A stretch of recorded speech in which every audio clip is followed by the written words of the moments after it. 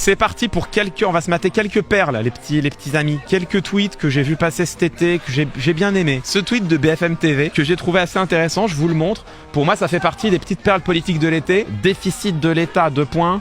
L'indemnisation des arrêts de travail des fonctionnaires, passé au crime. Gabriel Attal avait demandé en février une mission sur les dépenses concernant les arrêts de travail des fonctionnaires.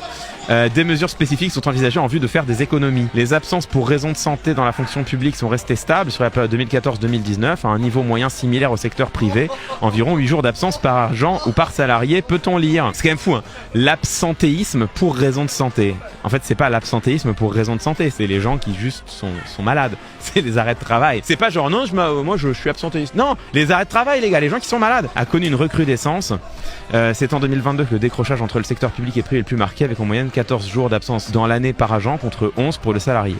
Ainsi, le coût des absences est estimé à 15 milliards d'euros. Là, tu vois, c'est intéressant. Là, tu vois, tu as 2 manières de lire ces statistiques. Tu as une manière qui consiste à dire, en fait, les fonctionnaires, en fait, sont des branleurs, s'absentent plus souvent, s'écoutent un peu trop, beaucoup plus que dans le privé. Donc voilà, il faut faire la traque à ces fonctionnaires qui ne sont pas suffisamment sérieux. Voilà, tu peux lire cette statistique comme ça. Tu peux aussi te dire que si, pendant la période précédente, 2014-2019, le niveau d'absence est le même, et que à partir de 2020, le nombre de jours d'absence augmente partout, puisque notez que dans le privé, on est passé de 8 jours d'absence à 11,7. Dans le public, on est passé de 8 jours d'absence à 14,5. Donc si toutes les absences augmentent depuis 2019, alors qu'elles sont restées stables pendant 5 ans, tu peux peut-être te dire que c'est pas que les gens sont tous soudainement devenus des branleurs, mais peut-être davantage que les gens sont davantage cassés, sont davantage fatigués, sont davantage harassés, sont davantage amenés à la rupture, davantage sujets au burn-out, sont malmenés par leurs conditions de travail qui sont de plus en plus dégradées. Et peut-être que précisément,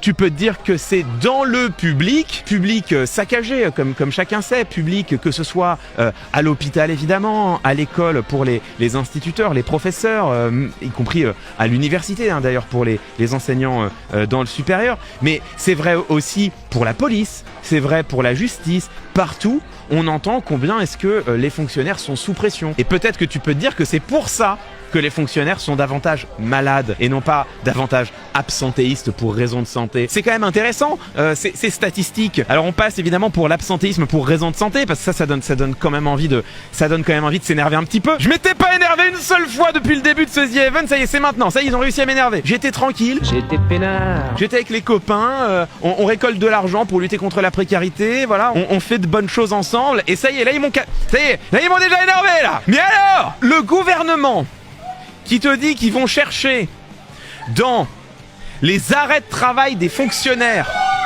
la raison au dérapage des finances publiques, alors même que ça fait jamais que 7 ans qu'on leur explique que oui c'est sûr, à force de diminuer l'imposition des personnes les plus riches, à force de diminuer la fiscalité qui pèse sur les entreprises, jusqu'à même supprimer des impôts dont tout le monde dit que non mais c'est bon, les boîtes elles peuvent les payer ces impôts là, elles ont l'argent qu'il faut, à force de mener une politique qui est en train de saccager la croissance par ailleurs, parce qu'on va en parler tout à l'heure, mais les performances économiques de la France sont absolument lamentables, et là ils peuvent pas dire que c'est de la faute de ceux d'avant, que c'est de la faute à pas de chance, que c'est de la faute au Covid, c'est bon, ils sont là depuis 7 ans les gars, normalement s'ils avaient une politique économique qui fonctionne, on devrait en avoir vu les fruits, on devrait aujourd'hui en tirer les bénéfices. C'est quand même incroyable de dire non, les gens s'absentent un peu trop, hein. Les gens s'absentent un peu trop, on va plus contrôler, mais pourquoi les gens s'absentent, c'est ta faute, eux ils sont là en train de s'étonner quand même ces fonctionnaires qui s'absentent, c'est peut-être à cause d'eux que les finances publiques sont dégradées.